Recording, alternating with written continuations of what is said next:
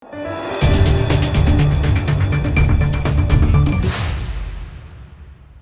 દર્શક મિત્રો, આપ જોઈ રહ્યા છો લોકમૈત્રી ન્યૂઝ. છું એન્કર અર્પિતા પટેલ. હવે છે અગત્યના સમાચાર.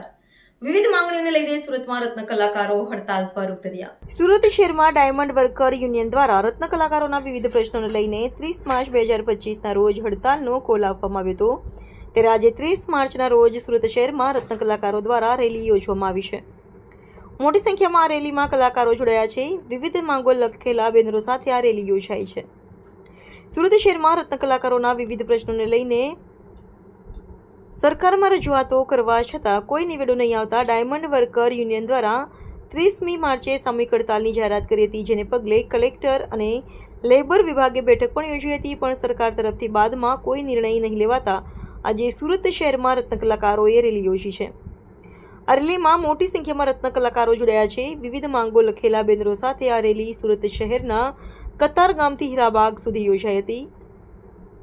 રેલીને લઈ પોલીસનો કડક બંદોબસ્ત પણ જોવા મળ્યો હતો. ડાયમંડ વર્કર યુનિયનના ઉપપ્રમુખ ભાવેશ ટાંકે જણાવ્યું હતું કે 30% ભાવ વધારો કરવા માટે અમે 20 દિવસમાં અલ્ટિમેટમ આપ્યું હતું કે 20 દિવસ પછી જો ભાવ વધારો કરવામાં નહીં આવે, ઉચ્ચ સ્તરીય સમિતિ બનાવવામાં નહીં આવે તો અમે હડતાલ ઉપર ઉતરીશું અને રેલી કાઢીશું. તો આજે 20 દિવસ પૂરા થયા છે. ઉચ્ચ સ્તરીય સમિતિનું નિર્માણ કરવામાં આવ્યું નથી, ત્યારે આજે રત્ન કલાકારોનો 10 વર્ષથી ભાવ વધારો થયો નથી, એ બાબતે અમારો વિરોધ છે.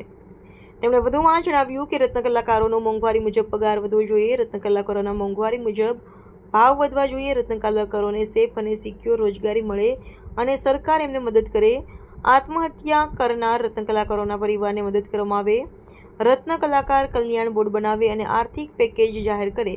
આ જ બાબતે આજે અમે સરકારને વિનંતી કરીએ છીએ. રત્ન કલાકારોનો આક્રોશ છે અને આ રત્ન કલાકારોનો આક્રોશ હવે ફૂટીને બહાર આવે છે, તો સરકાર અને માલિકે બંનેએ સમજવું જોઈએ. સરકારે એક કમિટી બનાવી હતી, એ કમિટી વિચાર વિમર્શ કરી રહી છે. અમને વિશ્વાસ છે કે આવનારા સમયની અંદર રત્ન કલાકારોની મદદ માટે સરકાર આગળ આવશે. Reporter Sunil Ganjawala, Lokmaitri news, Surat. Lokmaitri news સાથે જોડાયેલા રહેવા અમારા યુટ્યુબ ચેનલને સબસ્ક્રાઇબ કરી ફેસબુક અને ઇન્સ્ટાગ્રામ પેજને લાઇક અને શેર કરો.